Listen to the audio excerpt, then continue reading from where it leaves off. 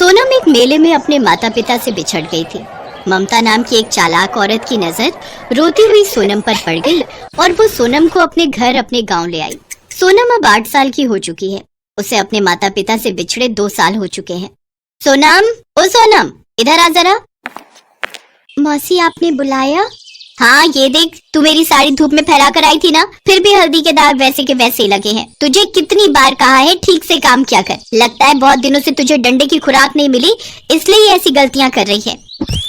मौसी, मौसी मत मारो, मैं फिर से धो दूंगी। बहुत दर्द होता है मौसी। मौसी, बचाओ। अरे ममता, ऐसे किसी अनाथ बच्ची को इतना मत मारो पीटो। पहले ही तुम इसे इसके गांव से यहाँ ले आई हो। राम जाने इसके माता पिता इसको ढूंढ रहे होंगे। उन्हें कहीं पता चल गया तो लेने के देने ना पड़ जाए। तुम चुप रहो, अपना काम करो। जाओ, तुम्हारी चाय बना कर रखी हुई है, ले लो। और तू चल जा, अब घर के बाकी के काम कर, तभी खाने को कुछ दूंगी, वरना भूखे रहना पड़ेगा। ममता इसी तरह सोनम पर अत्याचार करती थी। सोनम अपने माता पिता को याद करके बहुत रोती। माँ, बापू आप कहाँ चले गए? मुझे आपकी बहुत याद आती है। मौसी मुझे बहुत मारती है, मेरे से सारे घर के काम करवाती है। हाँ बापू, आप कहाँ हो? कहाँ हो आप? ओ महारानी, बहुत हो गया रोना धोना। चल खड़ी हो, जा जाकर बाजार से गेहूं पिसवा कर ला। वो रखी है बोरी, जा ले जा। मौसी, ये बोरी तो मेरे से उठाई ही नहीं जाएगी, ये बहुत भारी है। मौसी, ज्यादा नाटक मत कर, उठा इसे और लेकर जा, नहीं तो दूं डंडे की खुराक। नहीं नहीं मौसी, मारना मत, मैं जा रही हूँ।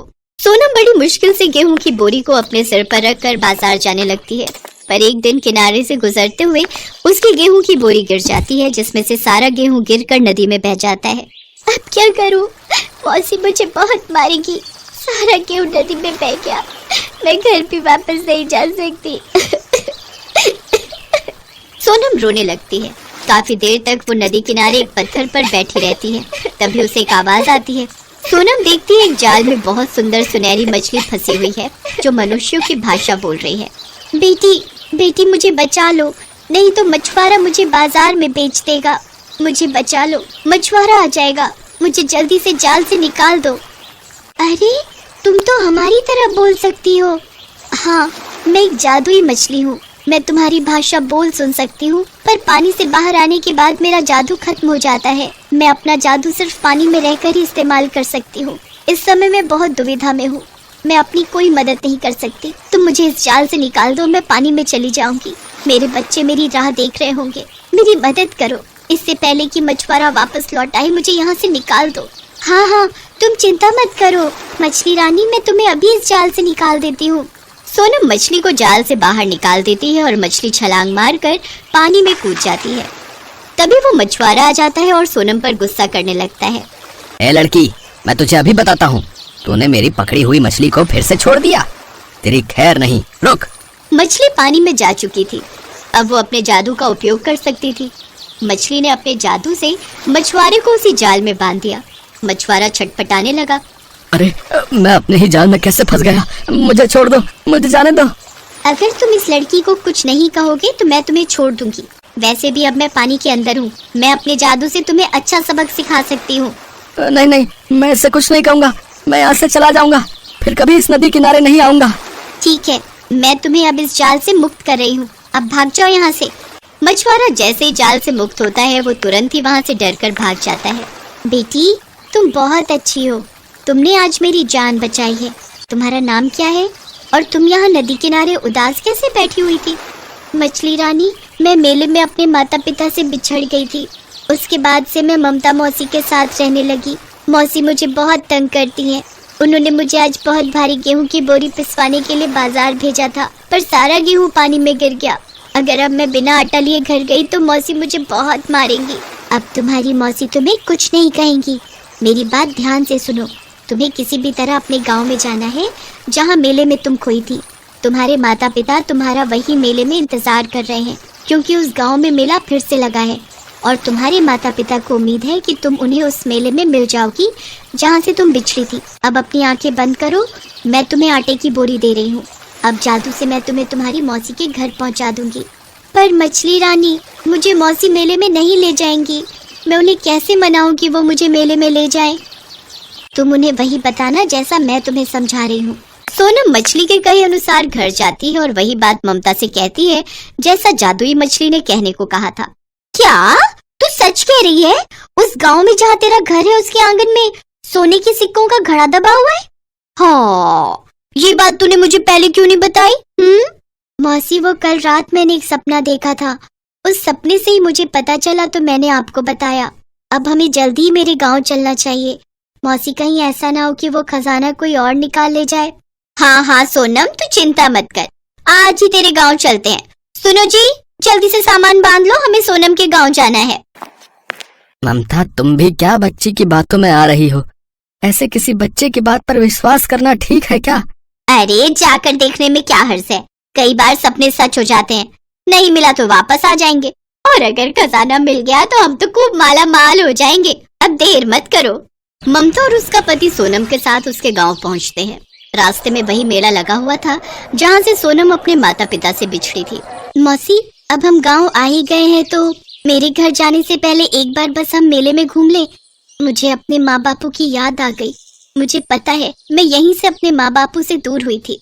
हाँ, क्यों नहीं, आराम से पहले मेला घूम ले, घर कौन सा दूर होगा। वैसे तेरा घर कितनी दूर है? मौसी, बस थोड़ी दूर पर ही है। चलो ना मौसी, हम मेले में चलते हैं। सोनम तो इसी फिराक में थी। वो जल्दी जल्दी मेले के पास पहुंचती है। तभी उसकी नजर मेले में खिलौने बेचते अपने माता पिता पर पड़ जाती है। जादुई मछली ने पहले ही सोनम को बता दिया था कि मेले में किस जगह उसके माता पिता उससे मिलेंगे। सोनम अपने माता पिता को आवाज लगाती है। अपनी बेटी को देखकर उसके माता पिता की खुशी का ठिकाना नहीं था। वहीं ममता के पैरों तले जमीन खिसक जाती है। माँ बापू, आपको पता है मैं आपके बिना कितना रोई हूँ।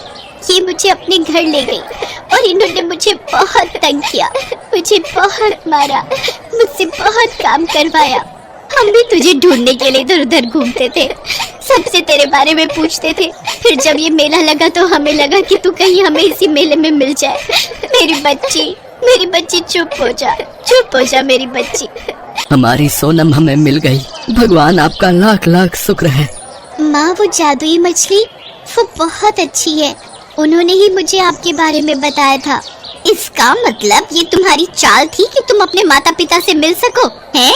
हाँ मौसी, मुझे जादुई मछली ने पहले ही सब कुछ समझा दिया था। आप तो सोने के सिक्कों के लालच में मेरे साथ आई हो, नहीं तो आप मुझे यहाँ कभी भी नहीं लाती। सोनम अपने माता पिता को सारी कहानी बताती है। आपने मेरी बेटी के साथ कितना बुरा व्यवहार किया, पर फिर भी मैं आपको माफ कर रही हूँ क्योंकि आपने मेरी बेटी को अपने पास रखा। पर कभी भी किसी के भी गरीब अनाथ बच्चों के साथ ऐसा व्यवहार मत करना, नहीं तो भगवान कभी क्षमा नहीं करेंगे। आप ठीक कह रही हो बहन जी, शायद इसीलिए आज शादी के 9 साल बाद भी हमारी खुद की कोई संतान नहीं है। ममता, मैंने तुम्हें कहा था किसी गरीब अनाथ बच्ची को मत परेशान करो। चलो अब वापस चलते हैं, हमें माफ करना सोनम बेटा। ममता अपने पति के साथ वापस अपने गांव लौट जाती है। जादुई मछली के कारण सोनम को उसके माता पिता मिल गए और सोनम की जिंदगी में फिर से खुशियाँ आ गई। दिल्ली शहर में रमेश और टीना दोनों भाई बहन थे और उनके माता पिता एक बाढ़ के कहर का शिकार हो गए थे। उनके पास ऐसा कोई नहीं था जो उनका ख्याल रख सके। एक दिन वो दोनों खाने की तलाश में एक गली से दूसरी गली भटकते रहते थे। रमेश अपनी बहन टीना से बोलता है, दीदी, मुझे बहुत भूख लगी है। आज सुबह से कुछ खाने को नहीं मिला है, मुझसे और भूख बर्दाश्त नहीं हो रही। रमेश, बस थोड़ा और इंतजार कर, हमें कुछ खाने को मिल ही जाएगा। तू चिंता मत कर, चल हम दूसरी गली में चलकर देखते हैं। दूसरी गली के बाहर एक गेट लगा हुआ था, उसके पास ही एक चौकीदार बैठा हुआ था। रमेश और टीना गली के अंदर जा ही रहे थे, तभी उन दोनों को वहां बैठा चौकीदार रोकता है। अरे अरे, कहाँ जा रहे हो? हैं? चलो निकलो यहाँ से, चलो। अंकल, हमने सुबह से कुछ नहीं खाया है, हमें अंदर जाने दो, क्या पता कोई हमें खाना दे दे। अरे यहाँ भीख मांगना मना है, चलो चलो जाओ यहाँ से। दोनों बच्चे उदास होकर वहाँ से चले जाते हैं। तभी वो दोनों बच्चे चलते चलते एक घर के बाहर पहुँचते हैं। वहाँ एक महिला थी। माताजी, कुछ खाने के लिए दे दो ना, बहुत भूख लगी है, मेरे भाई ने कल से कुछ नहीं खाया है। चलो चलो भागो यहाँ से, पता नहीं कहाँ कहाँ से आ जाते हैं, इनका तो काम ही यही है। वो औरत भी उन दोनों को कुछ नहीं देती और अपने घर से भगा देती है। रमेश भूख से बेहाल हो रहा था। सुबह से चल चल कर थक गया था। चलते चलते वो दोनों एक बड़े से घर के सामने आकर रुक जाते हैं और आवाज लगाते हैं, सुनिए, कोई हमें खाना खिला दो। सुनिए, घर में कोई है क्या? क्या कोई हमें खाना दे सकता है? हमने कल से कुछ नहीं खाया है। तभी उनकी आवाज सुनकर एक लड़की घर से बाहर आती है। अरे, कौन हो तुम और ऐसे भीख क्यों मांग रहे हो? तुम्हारे माता पिता कहाँ हैं? उस लड़की की बात सुनकर दोनों बच्चे उदास हो जाते हैं। हमारे माता पिता नहीं रहे, हम दोनों अकेले हैं, इसलिए हम भीख मांग रहे हैं। क्या हुआ आपके माता पिता को? हमारे गांव में 2 दिनों से बहुत तेज बारिश हो रही थी और पास ही बने बांध में पानी का स्तर भी बहुत बढ़ गया था। इसी कारण मेरे पिता ने मेरी माता से कहा था, सरला, हमें जल्दी ही इस गांव से निकलना होगा। पानी का स्तर बहुत तेजी से बढ़ रहा है। मैंने सारा सामान बांध लिया है, हमें अब यहाँ से निकलना चाहिए। टीना बेटा, तुम अपने पिताजी के पास जाओ, रमेश को मैं उठा लूंगी। सभी गांव वाले अपने अपने घर छोड़कर जाने लगे थे। पानी का स्तर बहुत तेजी से बढ़ रहा था। मोहन और सरला अपने बच्चों को लिए आगे बढ़ रहे थे। तभी उनके पास एक बोट आती है। देखिए, अभी बोट में बैठने के लिए कोई जगह नहीं है, आप दूसरी बोट का इंतजार करिए, ठीक है? पानी का स्तर बहुत बढ़ गया है साहब, आप हमारे बच्चों को ही बस बैठा लीजिए। वो सिर्फ हम दोनों को ही बोट में बिठा लेते हैं, हमारे माता पिता वहीं रह जाते हैं और हमारी बोट जैसे ही आगे बढ़ती है, दूसरी ओर गांव में बना हुआ बांध टूट जाता है और पानी का सैलाब सबको अपने साथ बहा कर ले जाता है। उसी बाढ़ में हमारे माता पिता भी बह गए थे। अभी हमारे पास ना तो घर है और ना ही खाने के लिए खाना। अच्छा, तुम दोनों यहीं रुको, मैं तुम्हारे लिए कुछ खाने के लिए लाती हूँ। ये कहकर वो लड़की घर की ओर खाना लेने चली जाती है। रमेश और टीना वहीं घर के बाहर बैठकर उस लड़की के आने का इंतजार करते हैं और तभी उस घर में एक गाड़ी आती है और उस गाड़ी में से एक महिला बाहर निकलती है और जैसे ही वो रमेश और टीना को देखती है, वो गुस्से में तुरंत ही चिल्लाते हुए बोलती है, कौन हो तुम और यहाँ मेरे घर के आगे क्यों बैठे हो? निकलो यहाँ से। पता नहीं कहाँ कहाँ से आ जाते हैं। वो महिला बहुत ही अमीर और घमंडी थी। जी, हमें भूख लगी है, वो दीदी हमारे लिए खाना लेने के लिए अंदर गई है। ये काव्या भी पता नहीं किस किस को बिठा लेती है। तुम दोनों उठो और भागो यहाँ से जल्दी से।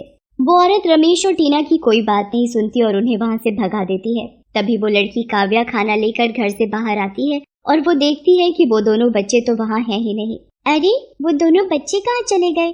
तो फिर वो अपनी माँ को देखती है। काव्या अपनी माँ से पूछती है, माँ भी इधर 2 बच्चे थे, वो दोनों कहाँ गए? क्या आपने उनको देखा है? बेचारे 2 दिन से भूखे थे, उनको बहुत भूख लगी थी। मैंने तो उन्हें यहीं बैठने को कहा था, पता नहीं कहाँ चले गए। मैंने उन दोनों को यहाँ से भगा दिया। तो ऐसे किसी की भी बातों में मत आया कर। तुम्हें ये कितनी बार समझाया है, ये सिर्फ गरीब दिखते हैं, लेकिन ये बहुत चालाक होते हैं। मौका मिलते ही चोरी करके रफू चक्कर हो जाते हैं। माँ, वो दोनों बहुत अच्छे थे। उन बच्चों के माता पिता बाढ़ में बह गए थे, अब उनका कोई नहीं है, इसीलिए वो भीख मांगकर अपना गुजारा कर रहे हैं। काव्या की माँ उसकी बात नहीं सुनती और वो दोनों घर के अंदर चले जाते हैं। काव्या भी अपने कमरे में चली जाती है, लेकिन अभी भी काव्या उन बच्चों के बारे में सोचती रहती है। पता नहीं उन बच्चों को कहीं खाना मिला होगा भी या नहीं। और काव्या भगवान गणेश जी से प्रार्थना करती है, हे गणेश जी, जैसे आप मेरा साथ देते हो वैसे ही उन बच्चों पर भी अपनी कृपा करना। और दूसरी तरफ रमेश और टीना खाने के लिए दर दर भटक रहे थे। दीदी, मैं बहुत थक गया हूँ, चलो ना कहीं हम बैठ जाते हैं। ठीक है रमेश, अगर कोई पेड़ दिखेगा तो हम इस पेड़ के नीचे बैठकर थोड़ी देर आराम कर लेंगे। ये कहकर वो थोड़ी दूर आगे बढ़ते हैं। तभी उन्हें एक पेड़ दिख जाता है और वो दोनों उस पेड़ के नीचे बैठ जाते हैं। दीदी, हमें कोई भी खाना नहीं देगा तो हम ऐसे ही भूखे मर जाएंगे। रमेश, तू यहीं आराम कर, मैं उस मंदिर के पास जाकर देखती हूँ। ये कहकर टीना मंदिर की तरफ जाती है। तभी उसे रास्ते में एक औरत मिलती है। वो एक फूल वाली थी। उसके ठेले का पहिया एक गड्ढे में फंस गया था। टीना उसके पास जाती है। क्या मैं आपकी मदद करूं? हाँ बेटा, मेरे ठेले का पहिया इस गड्ढे में फंस गया है, तुम मेरे साथ इसको धक्का लगवा दो। टीना उस औरत के साथ ठेले पर धक्का लगवाती है और ठेला गड्ढे से बाहर आ जाता है। धन्यवाद बेटा। क्या नाम है तुम्हारा? मेरा नाम टीना है आंटी। क्या आपके पास कुछ खाने के लिए है? मेरा भाई बहुत भूखा है। बेटा, अभी तो मेरे पास कुछ नहीं है। क्या तुम यहाँ अकेले हो? हाँ, हम दोनों भाई बहन ही एक दूसरे का सहारा हैं। ये बात सुनकर उसको उन पर दया आ जाती है। मेरा नाम सुधा है, तुम मेरे साथ मेरे घर चलो, मैं तुम्हें वहाँ कुछ खाने को दे दूंगी, मेरा घर यहीं पास में है। तीनों और रमेश सुधा के साथ चल देते हैं। वहाँ पहुंचकर सुधा उन दोनों को खाना देती है। दोनों बच्चे खाना खाने लगते हैं। उनको खाना खाते देखकर लग रहा था कि वो दोनों कई दिनों से भूखे हैं और उन्होंने कुछ नहीं खाया। दोनों की हालत देखकर सुधा की आंखों में आंसू आ जाते हैं। धन्यवाद आंटी जी।